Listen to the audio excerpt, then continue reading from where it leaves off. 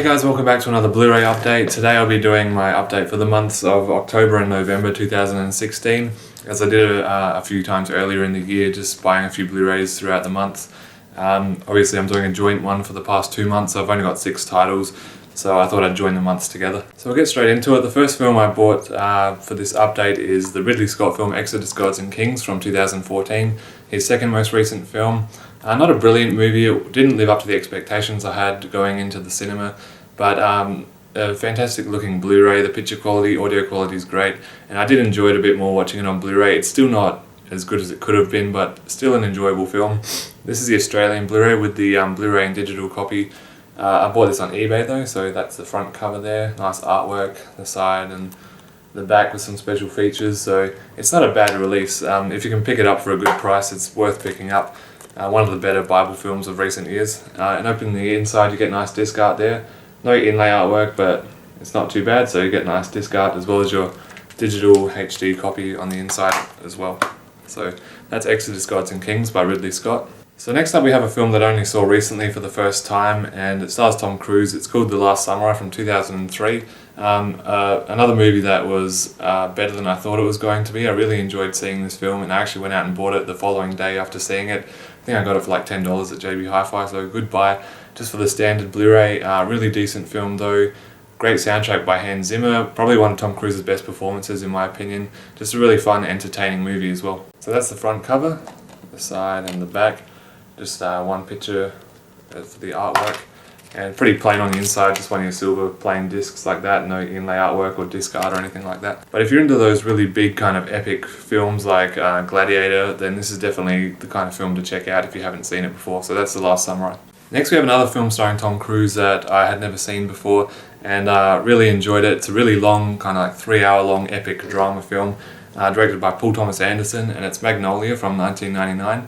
As I said, a film I'd never seen before, but then watched it once and really enjoyed it. Great performances all around here. One of my favourite soundtracks I've heard in a film recently as well. I really love the soundtrack. I've been listening to it quite a lot on YouTube lately.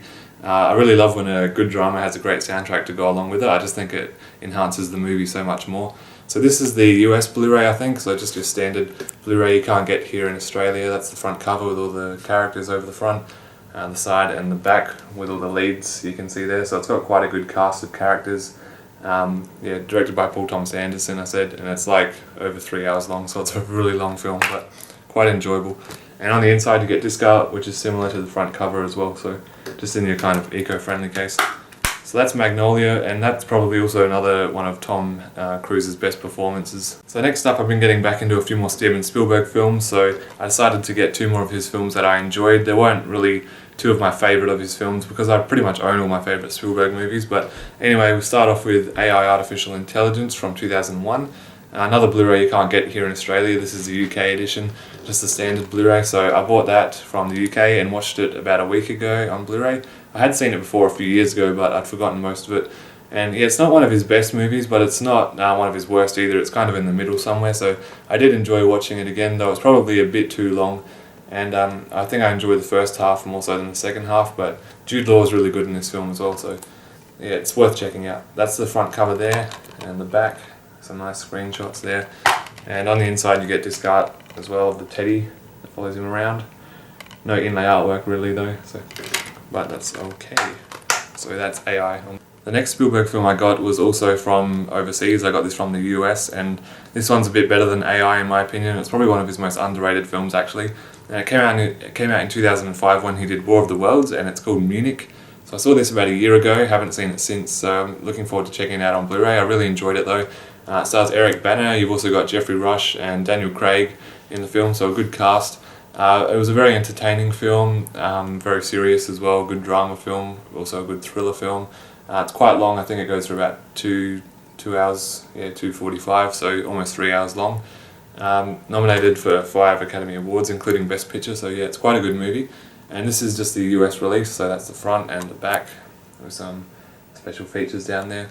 And on the inside it's not really any artwork or anything like that, just a plain disc, plain inlay. Would have been nice to at least get some disc art, but yeah, quite a good movie. I'm looking forward to checking this out on Blu-ray. So if you remember a few months ago I did a Blu-ray update and pretty much had all Pixar films in the update, and after buying Inside Out last week, their new Pixar film, I kind of got back into them again and picked up another one of my favourite old Pixar films, which is A Bug's Life from 1998. Yeah, I hadn't seen this film since I was a kid on like VHS tape, so I was looking forward to seeing it again. And I watched it a few nights ago with my brother, and we both really enjoyed it a lot more than we thought we would. It was a lot funnier and a lot more entertaining than I remember thinking it was.